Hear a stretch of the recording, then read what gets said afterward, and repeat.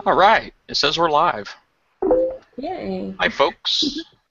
Welcome to Battle Pirates Roundtable. Um, we're actually going to talk about the Tempest video that Kixeye put out earlier this week. And just so everybody knows what we're going to be talking about, we don't have a full panel yet. We've had some people that are still not here. Liam. And Panda stepped away for a second, but he'll be back momentarily. And I guess I'll go ahead and post the link for the Hangout in the Twitch chat. So if you're in the Twitch chat, you can join. But if you do decide to join, make sure that you have a headset with a microphone. That way we can keep your audio and your speech separate. That way we can prevent some feedback. And if you do join the show, we do expect you to participate. So that's pretty much it in a nutshell. I guess I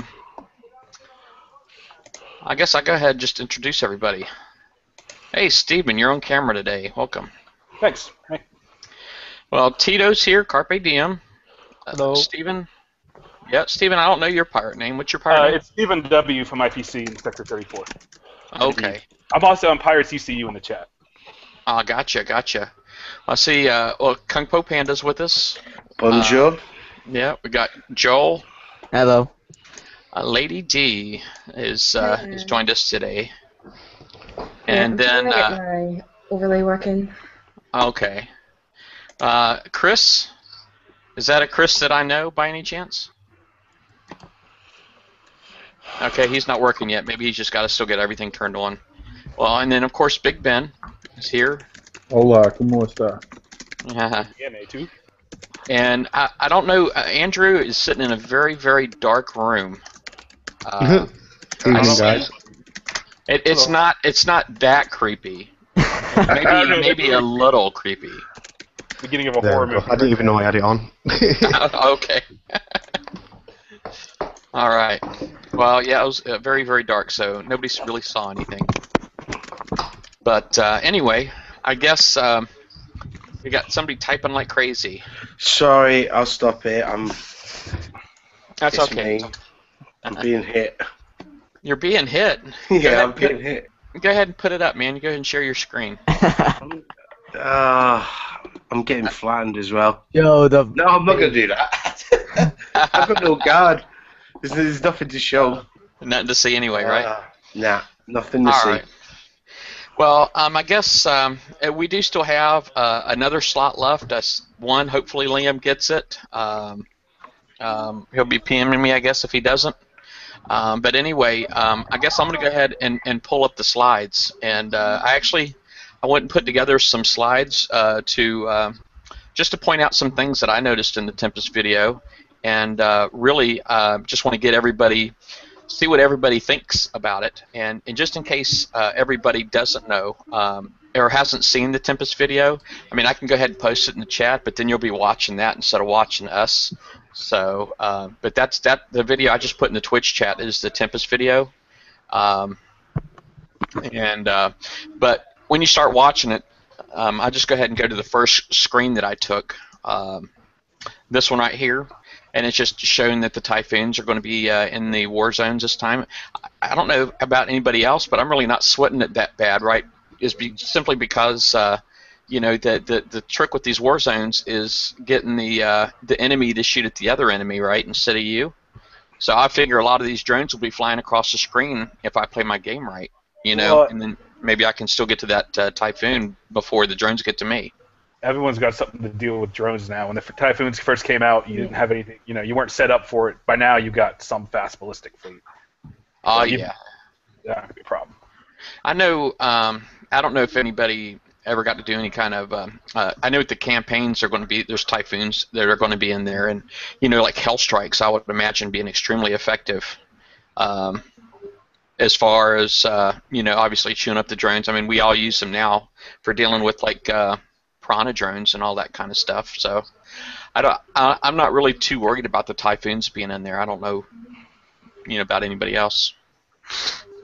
No, if you have hell strikes, then you're if you can. I mean, if that's a picture of what it looks like after they've killed themselves, then you go in there with hell strikes, you can probably take that with very minimum damage. Yeah. Actually Alright. looking forward to the drones for a change. Well, this next slide I'm going to pull up is another screenshot from the video, and you can, I don't know, you probably can't see, but it's like 16 seconds into the video. But this one right here, it actually shows a level 75 war zone. Did anybody else notice that? Yes. Yeah. I'll let you say it. Go ahead. Well, there's 2 Reaver capital ships in here, and I don't know how many people might have noticed this, but there's also 2 Proto-Nemesis in the screen.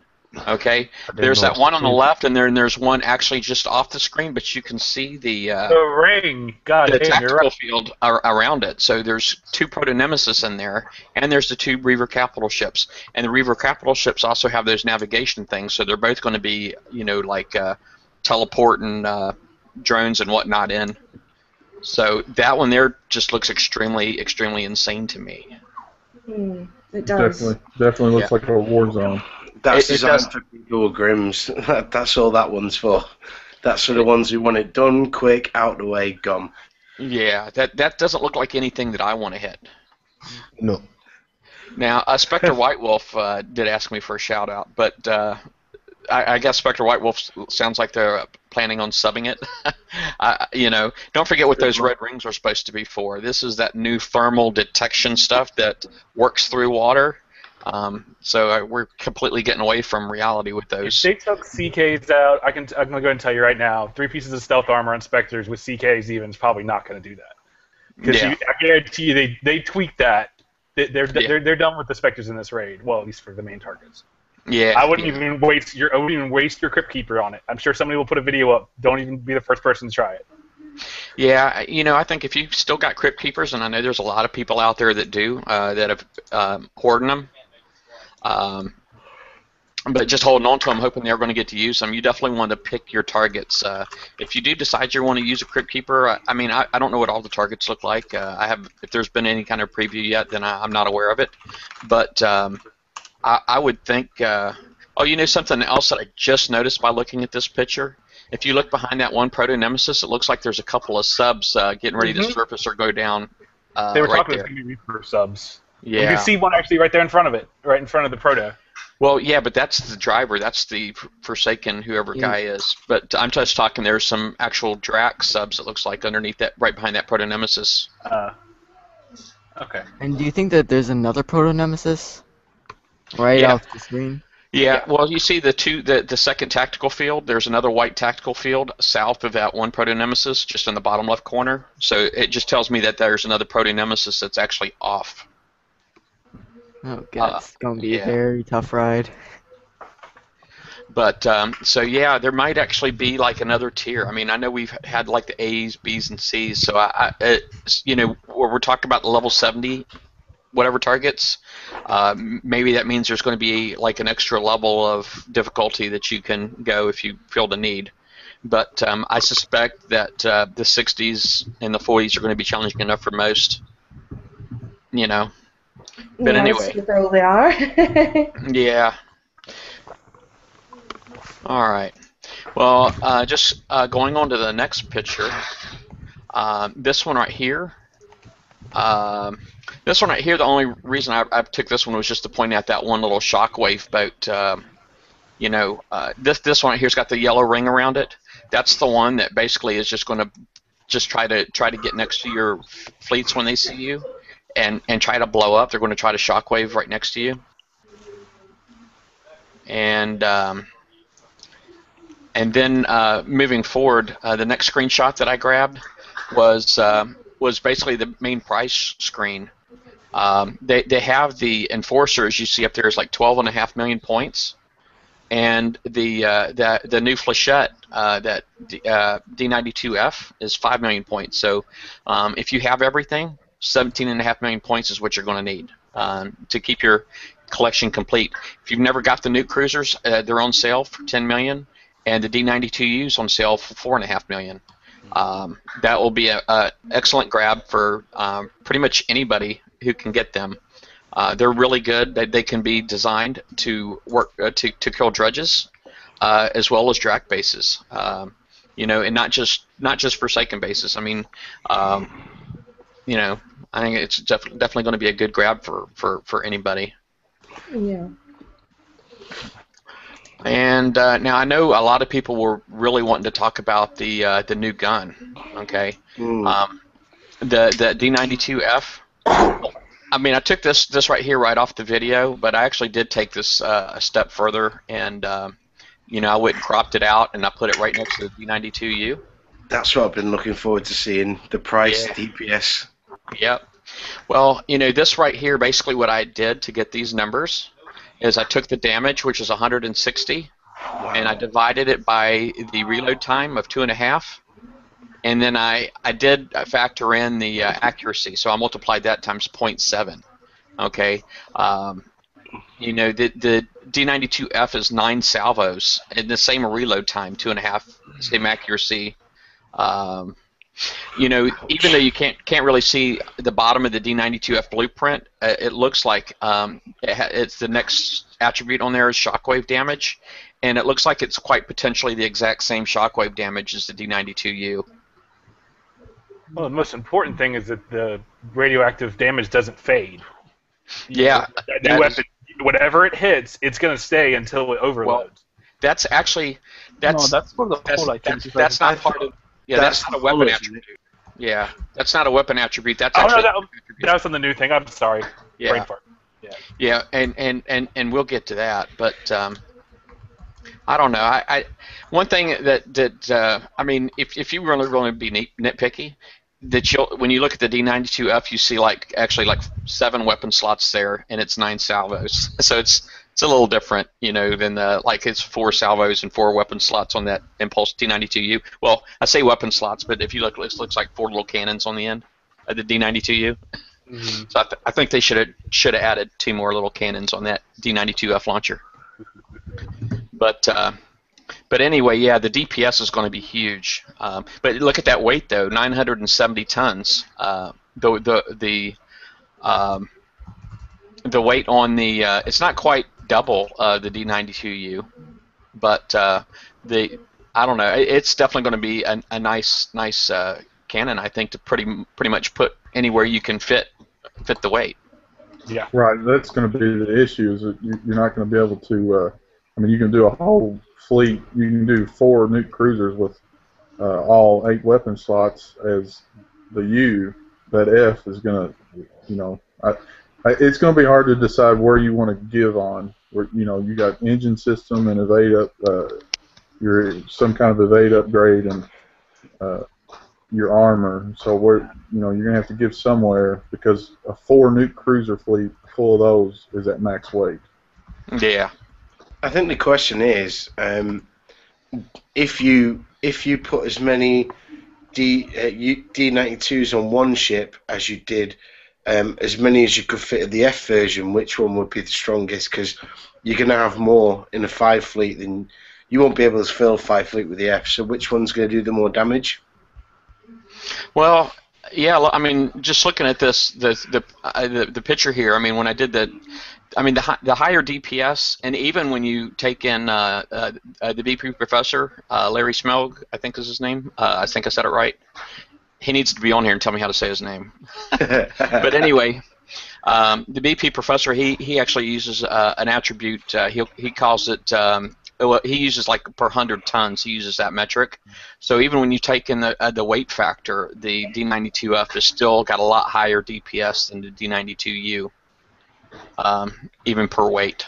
So I definitely think, like I said, anywhere you can fit this in, go for it. I mean, even if you have to give up 4 launchers to put on 2 of these D92Fs, you'll probably be better off. You know what I mean?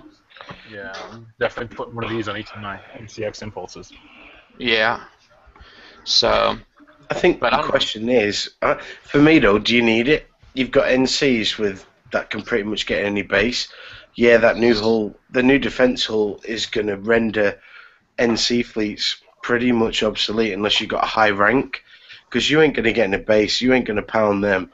unless you use them as a prep fleet, which is what I suppose it was designed to use for. I think the F is more for defense, personally. Yeah, but I mean, I can see that quite honestly, I think it is intended for defense, but I do think that it could be potentially. Look at the building damage. Yeah, even the building damage, is really high. It's insane. It's 80 on the U. But 2 shockwaves on a 5 launcher fleet and the building's dead anyway. You don't need any more building damage. Yeah. But people are going to want it though. Yeah. Well, you're taking care of the new lead panels if somebody used them. They were forcing you a 3rd or 4th volley, depending on the degree of them. Maybe with this new one, you are not going to need it at all. No. Probably the 2nd volley is blowing the turret away. Agreed. They brought out base defense. That's obsolete already. Yeah. Because of that new weapon, but the new defense hull's the big one. But you're right, Jeff. If you can squeeze that on, get it on, because that'll make a huge difference. Yeah. Let me go ahead and pull up the next slide. I know further on in the video, the next one screen grab that I took was for the Enforcer. Now, the Enforcer in the video, it does say that it persistently stacks the charges. What that means for people that are not quite sure, that just means that when you get that little orange diamond, when your radioactive, your launcher connects with the target. And you build that charge up enough to where you get that shockwave. But if you don't get the shockwave and the evades are really high or whatever, that charge will dissipate. It'll start to go down and it'll never build up to a shockwave. What this is saying is that it will persistently stack so that the charge will never go away. Okay, so if you put just a little bit of a charge, anything that you add to it is going to stay. So this right here is going to be a monster, I think, base defense hull. I think this is definitely, this hull right here could definitely has the potential of swinging the balance back towards base defense again. So maybe it will actually start requiring some skill to get in some bases again. And I think that's what everybody's been talking about for months. It's just a shame it's taken KIXEYE this long to get around to it, but I'm glad it's finally coming. Any other thoughts? Well, it starts with a 0 evade right off the bat. So look at like a toilet that started in the hole. Yeah, that's going to be a really, really mean boat. Make sure you build it with evade when you stack it up, and it's going to really, really hold off some bases. I think that's going to really change the game again. I applaud them. Like I said, I wish they had done it earlier. Yeah. It should have come out earlier, but I look at that hull and I think it will improve base defense, but think about what it's going to look like in 2 months from now what the retrofit on it's going to look like. I don't think that ever needs a retrofit. No. Well, I mean, but the fad right now is they're eventually at some point going to put it in retrofit. So it's a good hull now for base defense. It's going to be even better in 2 or 3 months. As OP as you talk about Berserker style, I'll let you go, Panda. That persistent stack on the launchers is going to be a game changer. Absolutely. Because you think about how many you get little light stacks and they just fade away. That's going to be huge. Sorry, buddy. Go ahead. Well, I think. Sorry, go on, Jeff. Well, I was actually the next thing I was actually going to kind of change the subject a little bit, and that's just go to the repair modifier. But if you had something you want to finish, Panda, you can go for it. I think the difference is for me is it's going to bring back the art of prepping, because there's no way you can, even with Grims. I mean, you can't see the armor defense specials it gives you, so because we can't scroll down yet, so we won't see that till the raid. But you think if you watch the videos at 8 Atlas, and one of them 8 Atlas, one of them 8 HNC with NC. So you're going to have to prep it some way or another. So it brings back the whole art of prepping again. Yeah. So whether or not it can hold off a Grimshine or not, that's yet to be seen. But the best part of it is you have to prep. So it gets all these noobs who have been one-hitting things out the way now. Yeah. Back. You have to prep, or you could also use a decoy soup in front of your ships, and you will be dragging the launchers on that sub that is not going to die for 1 minute and 30 minutes. That's what I thought. But if you remember in the video, it says even for subs on the actual on the message. So does it have something you can't see for subs? I may have understood it's different. What I understood is that the sub, when it dives, it fades the radioactivity, and you have to start from the beginning again to make the shockwave thing. Now, since they are persistent, you are not going to have that trouble because they will keep with that radioactivity with them. But not sure that they are hitting underwater. I'm just going off what the video said. The video just said like it'll deal with groups of subs. So, and because we can't scroll down, we can't determine that yet. But it might have some sonar or something to lock on them. But you're right. If you can't, then yeah, that will be a great asset. But we yet to be seen. Yeah, we will have to wait. I just highlighted Ben's pick so everybody can see he's going to be I just remember him. Well, just out of curiosity, does everybody on here understand what the repair modifier is? I probably should just mention what it is. I did have somebody in my current sector ask me what the repair modifier was. They were just wondering if it was like half-time repair or something like that, and it sort of kind of is. Basically, what a repair modifier is, it just means that it's going to recover, when it's repairing, it's going to recover 2 armor points every second. So however many armor points you have on it, if you cut that in half, that's how long it's going to take to repair when it's dead. That's what a 50% repair modifier is. So just in case other people didn't know, if you have like a Reaver, I'm sorry, the Hellstrike or a Grimshine or a Berserker or something like that in your base, those have like 150% repair modifier, and that means it takes them 3 seconds to recover 1 armor point. Okay, so however many armor points it has, well, no, 150%. That's it takes. Did I say that right already? Well, it takes 1.5 seconds to recover. 3 seconds. It's 2 points, I think. Yeah. Okay, it'd be 2 armor points every 3 seconds. Yeah. So that's what 150% repair modifier would be. Yeah. But so anyway, I just wanted to put that out there.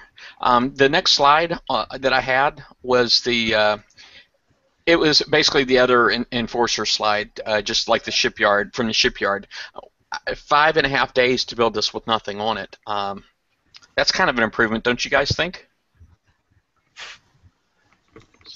5.5 days? That's pretty good for the hull that it is. Yeah, it's much better. Yeah. So 5.5 days are, Ben. It's going to be like the old days of a Siege of Goliath where it's 27, 28 days just to get one in your base. It's going to take over a month. I mean, that's still a long build. Yeah, but I mean, most of the hulls they've been coming out with lately have been, just a blank hull's been, what, 8-9 days? Yeah. Yeah.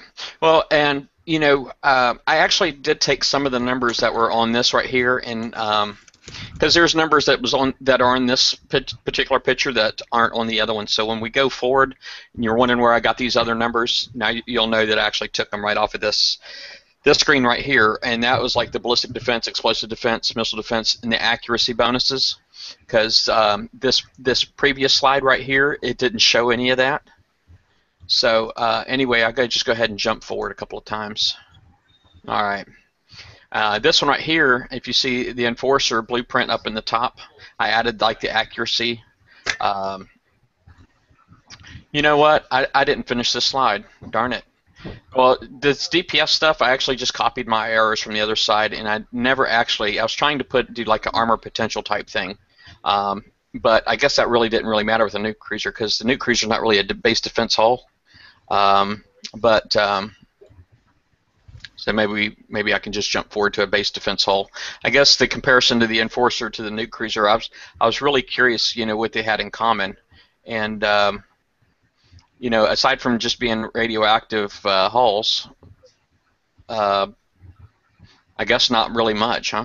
I mean, they look similar. I think it looks like they took the nuke cruiser and split it in half and spread it apart and put a little bunch of little stuff in the middle, huh? That's exactly what they did. They put Yeah. scaffolding in the middle of it.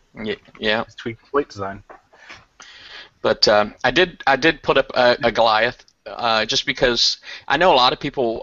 What a lot of people did was with the Golly is they would actually put radioactive weapons. They'd put the D92U on the Goliath because the Goliath has an accuracy bonus of 33%, but this new Enforcer has an accuracy bonus of 35%. Now, of course, we're using the numbers off the video. I don't know how final those are, so hopefully when the actual blueprints come out that these match up pretty good. I kind of came up with like an armor potential attribute of my own, and basically all I did was I took the weapon slots and I put the 1750, it's a Drac D4 armor, in each slot. And then I added that to the armor points that is built into the hull, just so that you can compare as far as armor points if that's something that you're interested in. With the Enforcer having 5 armor slots, and then the base armor points at 5648, you can get 14,398 armor points. Of course, you can actually go higher than that if you use that compound, that D4. I'm sorry, what is that Tier 4 compound armor? Compound plate. Compound, yeah. Compound plate 4. Yeah. Yeah. And so you can actually get the armor points even higher, but so I just did the Drac D4. I just figured that's the most common armor most people are going to use, and that's pretty much it. I mean, if you look at like the I know evade was mentioned earlier, and that's actually not listed on this particular blueprint for the Goliath. So I think that just means it's 0. They only list 0 or positive ones. Negative are never shown. Yeah, I think the evade bonus on the Goliath on mine is because it's an R5. I believe that is reduced to 0 because I believe it used to be a negative 30. It was a negative 30. That's what was always I have 4, and I've always dealt with that as that you're going to get hit. Yeah. Yeah, so that brought it up to 0. I will say the Enforcer can carry an awful lot of cargo, for something that's going to sit in your base. But maybe that's so you can go out and level it up, or something. I don't know. I don't know why it can hold so much cargo, but it's pretty good cargo it can hold. Its combat speed is only a 3, so I don't think anybody's going to be using them for hitting bases anytime soon. Maybe salving. Yeah, maybe salving. Yeah, to try to level them up. Level the suckers up. Yeah. I wish the combat speed was a little better. You could use them in bases. Yeah. To be fair, I think you're going to have a great hull there if they keep the war zones, and you've got one of them. You stick that in front, and your fleet's behind it with the half repair time, and then after it's all done, you go and clean up. You've got a great raid fleet in the making as well. So actually, you've got an opportunity to finally rank a guard fleet, which is something we've never done because they can take a pounding. Yeah. Well, anyway, I guess I actually did do another slide. This is actually the last one that I did was for just the Guardian, for the armor potential between the two, and just so you can compare the defenses and such. The armor potential on the Guardian is actually still higher. This is, of course, is an R5 Guardian, but the armor potential is still higher on that than it is on the Enforcer. But I don't know about you guys, but on your base cards, I mean, do you really try to run max armor any of your base cards? No. No, mine are not. No. In fact, Yes. To balance my base guard, when I ran a base guard, I would always use, instead of the, I guess it's the not the highest level, but the middle one on all of them, just because of the weight issues that I have with my guard. Yeah, I mean, I know in my base guard, I actually run, my armor's extremely light. I'm like trying to kill fast, and I don't know. I think like the extra 1,000 or a couple thousand armor points you can put on there. I don't know. Maybe I'm just maybe it's not good strategy on my part. Maybe I should try going a little bit heavier on my armor. But I'm looking to kill whoever's attacking my base, and I do pretty well a lot of the times until they came out with these berserkers. Well, Yeah, go ahead. the thing is, you either go too much armor, and it takes away your offensive abilities as a guard defense fleet, which is what you have to have. In the game right now, you have to have you have to be offensive in your defense as far as your guard goes. And you can't do that effectively if you have high armor. You can't balance it. So it's either one way or the other. Yeah. See, it used to be effective when you didn't have these overpowered fleets, but now you have to, like you say, kill or be killed. Yeah. Tito, how about you, man? What do you defend your base, Tito? No, I joined the dark side with Ben. I don't put any more Guardian fleet, but when I use it, I like it the second or even the third. It's normally was around 2,000 armor points, depending on which is the tier you were using. Between tiers with 4 armors, it used to be 2,000. And I like it the second or third because if you go full armor, like Ben said, your DPS is low. But if you go low on armor, it's just somebody coming with assault mortars and your fleet was dying one after another in seconds. So you wanted something in between. Yeah. I've got one quick point to interject. I'm looking at the toilets right now, and they start at -40 and they go to -30% evade. So that new Enforcer is still 30% better evade than what you have for the current. Okay. Set. Yep. All right. I thought it was reduced to 0, but yeah, I didn't actually take any kind of screen captures of that, but yeah, I take your word for it. And with compound plate, if you were using the max one, you would be going to something close to 17,000 with that Enforcer. It's 16,898. So it can make a decent one, but will be very heavy. Though the Forsaken has that 50% weight reduction. Steven, are you trying to screen share? Yeah, I'm doing it right now. Yeah, it's that little green arrow over there on the side. Oh, there we go. I'll go ahead and highlight your picture now. But yeah, I see evade goes from a -40 to a -30. Okay. And then I can show you right here. I'm just really surprised it didn't show that. Holy cow, man! What's all these attacks and stuff you got on your screen there? Oh, that's just widgets. Okay. I run 3 monitors, so it's just that. That's good. All right. Well, cool beans. I don't. Does anybody else have anything else that they wanted to add, or is anything else they wanted to talk to about the Enforcer? Had any opinions? Joel or D? Oh, it's elite. So you as many as you want, you've got to earn the blueprint for. If anybody else noticed that, it was if you go back to the original picture, so the 12.5 mil with an elite status next to it. So that meat. No, that's you're thinking limited. Yeah. Yeah, that's different. Ooh, well, then that's definitely no question. You need to go for that. Yeah. So yeah, it says elite, but that's not limited. Yeah, elite just means. Oh, that was the robot suggestion thing. Yes. It's just a recommended price. Yeah. I mean, my game today. Yeah, it's all good. I think the only question is, before we see hundreds of thousands of base guards with launchers on, is there anything else that these things could have on them that would be more useful? Just throwing it out there. With the persistence, I think that you can't ignore the persistence ability for the impulse. I don't think everything can be built different ways, but I think that's so game-breaking, I mean not game-breaking, game-changing, that you'd have to build them that way. Anybody else got an opinion on it? Not sure.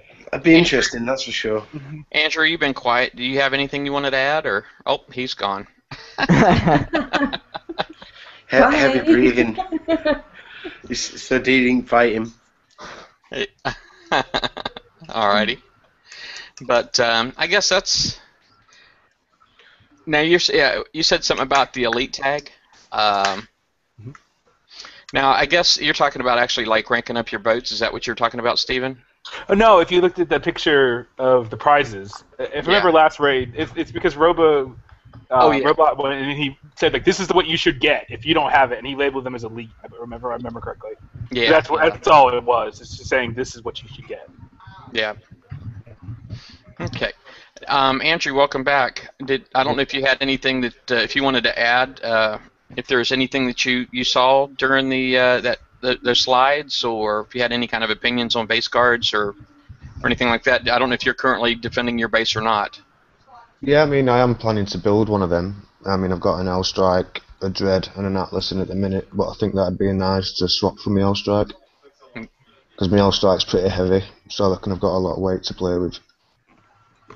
I should have about 12k, 1200k. Does anybody think that there might be maybe build a couple of those things? I mean, I would think that maybe if you had a couple, like maybe at least one in the front, one in the back of your channel, something like that, to capitalize on that charge. You know what I mean? 2 of those and 2 toilets would be nice. Yeah. I think you're going to get 2 of those. 2 of those in the Vanguard for your sub-arb. I think that's the way to go. I think you'll have a weight restriction. I think the video was clear on that. With looking at the video that Kixeye released, you're looking at clearly 2 of them, and probably they had a full-on arb in there, so I reckon stick it on a Vanguard, you might get a bit of extra weight, but most people are probably running 3, max 4 ship hull guard fleets. You're not going to leave any Hellstrike in your defense? No. Yeah, I like my Hellstrike. I also like my Grim. So, but that kind of leaves my Guardian and my which I don't know. I really like my Guard. I got a Guardian in there. I mean, I got a Triton in there too. And I hate to get rid of that. You know. So I don't know. I'd really have to think about it. Maybe if I get my base flattened a few more times, I'll get some ideas. But one thing's for sure: if you were to use 2 of those, then you know, the amount of time it would take for the attacking fleet to kill those, the damage you would take, you know, it might be an effective defense that way. You know, as far as time, you know, it used to be at one point toward the beginning of the game that you just tried to slow an attacker down to the point where the clock ran out. You know, maybe using that might be one way to form a defense. And then also, you know, the damage that it would be given the entire time. I'm saying load 2 of them up with a lot of armor, you know, maybe a lot of evade, and you know, it might keep people at bay. Yeah, Panda Cinnabon wants to pinch your cheeks, man. Be careful. At least it's my cheeks this time. Which cheeks is he wanting to pinch? Don't get in there. Don't get it going there. I think for me the key to this is 2 of them, and Tito and me had thousands of discussions like this. It's about creating the chokeholds in your base. So where the first one starts, your back guns open up as they're trying to kill them. They get past that, the first one's going to die, but the second one's the second choke point. Bang, bang, bang. Get them before they get round. And then if they get past that, they've still got the guns to get, so we'll see, but it's trial and error. We're going to see so many different ones. I think I'm going to sit back, watch the ultimate coiners coin these things, and see how they do. There should be some good videos out in the first week. Well, I don't know if anybody else has got anything else to add. I know we still got about 15. We actually started about 5 minutes late, and we still don't have Liam, but. So I'm glad we didn't wait, but I know we started like 5 minutes late. We still got probably 15, 20 minutes. We can go a little long if you want to. If you got anything else anybody here wants to chat about. I know, Jeff, one thing I was going to tell mid to lower level players, in my opinion, those players shouldn't go for the F. If you're going to get an impulse launcher and you're limited on the holes you have, I think that those levels should go for the U because of the weight restrictions that you're going to have. But then again, we talked about earlier, I say that, and then I'm sitting there having second thoughts because the amount of damage that you're going to put on with the F will benefit you too. So scratch everything I just said.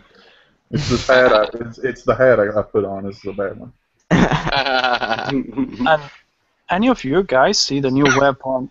Likely, if it was the Siege kind of the same, likely in the past that we were using strike missiles with the Siege missiles, for example, in something similar now, instead of now it's a launcher F and a launcher U? It seems a little strange, though, because besides weight, there doesn't seem to be a downside to that new weapon. If you can squeeze it in, it seems like Siege used to always fire a little slower, or you couldn't get as many out per time frame, or it doesn't work as well towards the targets. Those just seem strong. That's all I can say. It does seem like the upgraded version, but they upgraded the hell out of it. Well, it's a game changer. Yeah. If you are anything over 55, 60, you need to grab this without a doubt. Hey, your kid's behind you, Ben, waving at us. No, I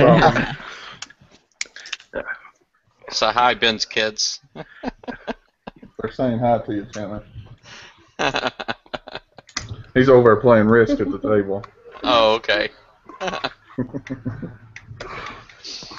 But I think the key, Jeff, is if I was putting advice out to mid levels to top levels, obviously you're gonna have your big coiners. Everyone build a blank hull to start with. Just get the hull built, and watch what everyone else does. Watch the videos, see what works, see what epically fails, and you might save yourself 20, 30 days build time. yeah. I know there's a lot of people that are against building in sections, but that's great advice. If you're coming out of a raid and you've got an empty shipyard, just get that damn hull built, because you don't want, the worst thing you can do in this game is backtrack. Like I still have Spectres that have nothing on them, and I don't want to put other assault torps that still haven't won bees, but I don't want to take 10 days and then have to do another 10 days to put bees on them. Oh, it'll take longer, right? Because it actually takes time to take weapons off. That's one thing about that's always killed me on here is that there's other Kixeye games where when you take something off, you basically scrap it and you get resources back. But on Battle Pirates, you're actually charged additional time and you get nothing back. So that's like, golly, it's just amazing me that Kixeye is leaned so heavily in different directions on different games. But I guess it's just the different teams. They all have their own mindset. So it's interesting because I've only just literally finished my Harlocks.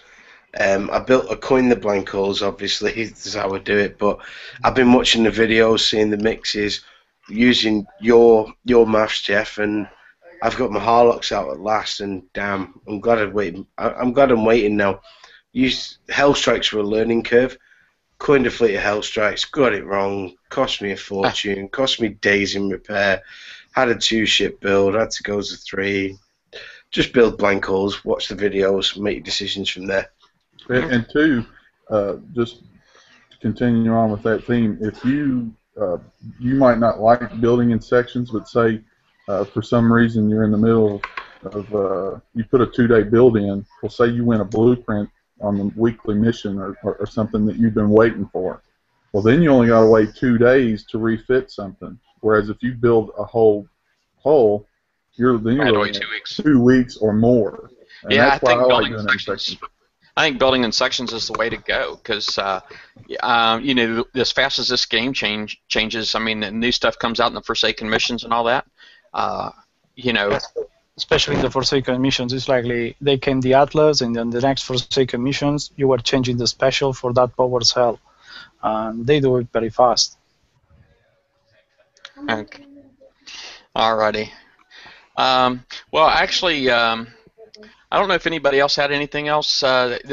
Should we do? Is there any other kind of tips or anything like that we can offer? I mean, I know as far as the prizes goes, if you don't feel like you can get the new hull, because I'm always base defense first, and I know a lot of people don't. It's not a priority for a lot of people anymore. But I would definitely say if you can get the Enforcer and the D92F, to go for it. But if you don't feel like you can get that, obviously the new Cruiser and the D92U is a really good hull that can be used to fight lots of different AIs and kill bases and all that when built properly. But I agree with you. Base defense is always first. That's how me and Liam have always operated in the past. And strong base, get that to fight out, and then go from there. Says the guy with no guard right now. But I'll need to fix that. Yeah, I will do. And I can see an opportunity now to build a base where I can go offline, not have to control, and know it'll stand up potentially. That's due to be done. But base first for sure. But I think the other thing in this as well for the lower levels, yeah, pick up the launchers if you haven't got them for sure. Even just the U version. The U version is such a help on not mini raids, salvaging, everything you need. Well, I guess Joel, do you have anything else that you wanted to talk about on the show? Not really. All right. Well, I don't know. I think maybe we'll wrap it up early because I actually was planning on. I've been working on some road crew stuff, but it's not completely ready yet. So I probably just hold off on that and maybe. I've got one point. Gearheads, the Gearhead road crew. That's actually how I got. I had to grind like 8 million the last raid because I figured out, oh crap, I can get 2 more, and I just did it on the top level using Gearheads to run right to the right and outrun them and basically get away from the war zone. So Gearheads are worth their weight in gold. If you can roll them, don't throw them away. Try them out in the higher ones.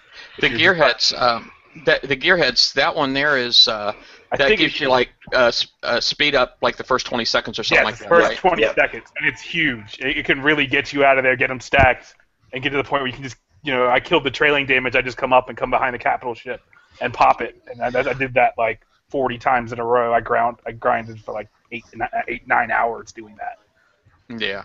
Well, I would definitely say if you ever get the option to retreat, I mean, if you can benefit from retreating and then going back in, give it a shot. Definitely don't feel like you need to just go in there and sacrifice the fleet. If you don't have to. Retreat button's your friend. I do the same thing. I mean, I'm 66 and I still do 40s in 2 shots. I retreat and just instant repair them and go back. And younger players, lower players can still do it. If you could do it in small chunks and get the hell out of there, do it. I've said it before, extras, minimizing your repair, doing whichever you can to keep things repairing and active while you're out there. So if you can go out there and do a quarter of it and only have 20 minutes repair, that's great. I see so many people, they're like, oh, I can do 7 40s, and then I have to go back and repair them for 4 hours or coin them. Like, no, you're doing it wrong. Yeah.